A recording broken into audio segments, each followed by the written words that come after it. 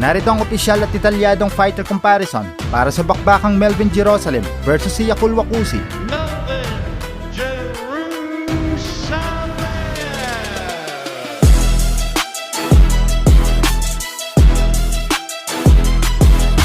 25 panalo para kay Jerusalem, 9 na panalo para kay Kusi.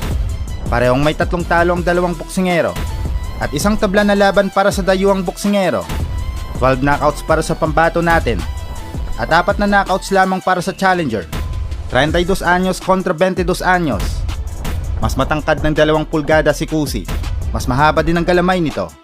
At kanan kontra sa kaliweting boksingero.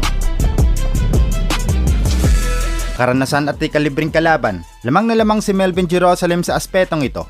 Nakalaban niya na ang mga elite fighter tulad ni Yodai Shigeoka na tinalo niya ng 2 beses at si Oscar Collazo.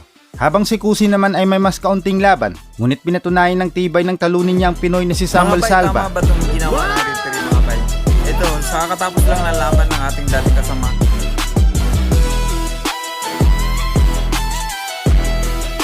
Estilo sa depensa at atake, ginamit ni Jerusalem ang kanyang counter-punching, lateral movement at kalkuladong big shots.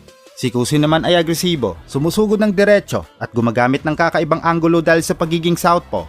Sa lakas at stamina, bagamat mas mababa ang KO percentage ni Kusi, ipinakita niya ang matinding tibay at stamina na makipagsabayan hanggang sa huling tunog ng kampana. Samantala si Jerusalem naman ay kayang magbitaw ng mga solidong combination shots na kayang magpayoko ng kalaban.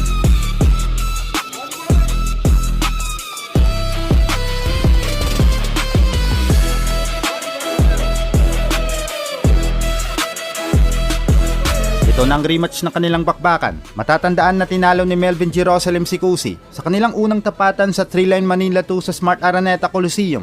Napanatili ng Pinoy ang kanyang WBC World Minimum Weight title. Pero this time ang Pinoy naman ang dadayo sa South Africa. Sana manalo ang pambato natin at mabitbit pa uwi ang titulo pabalik ng Pilipinas. Abangan natin ang laban na yan.